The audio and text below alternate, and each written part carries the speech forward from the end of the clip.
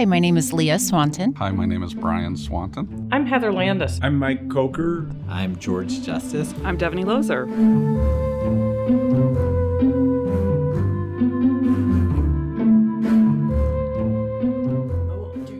Watching him play music and hearing the music he creates, it's fantastic. I loved your writing. I think I fell in love with you when I met you, but I also fell in love with your writing.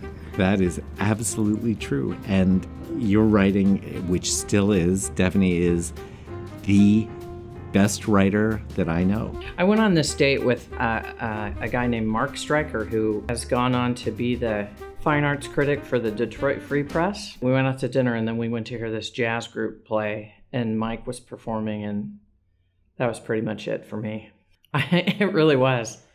I saw him playing and I thought, I kind of am interested in him more than my date. I would say we exchanged thousands of email messages over the course of that month, and we still have some of them. And some of them were short and some of them were long. I feel like I got to know you over email. It was pretty much obvious at the end of the night, because I was thinking about this jazz pianist that I'd just heard and how cute he was. So, did you notice her that night? No. So I met you, 4 hours before this? Maybe not quite. And I said to Devaney, I've got a very important question to ask you. And I didn't know him very well, but I was very interested in what his question would be. My question was, will you marry me? So my first thought is, this is someone who's insane. but wow, direct. We decided we'd go on our first date at Monty's Steakhouse, which is on Mill Avenue, which, as you know, is no longer there. We had agreed to meet up at the Javelina Cantina, which still is, because we went back and revisited the DoubleTree in Tucson a couple of years ago, and it's still there.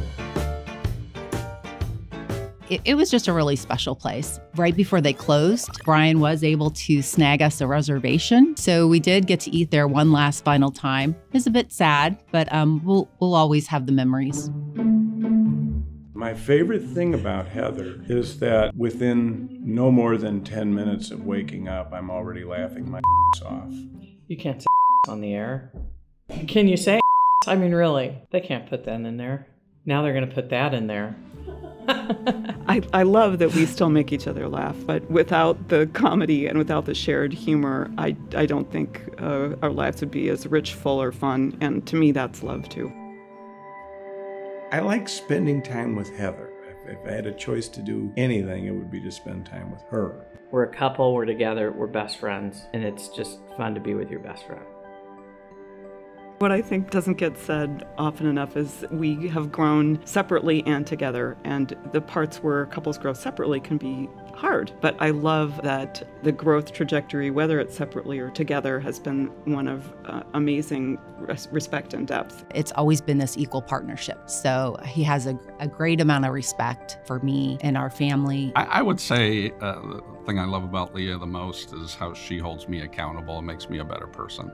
And I was immature at 17 when she first met me, and here at 46 years old, I'm still a little immature at times, and she's sort of the rock for not just for me, but for her whole family.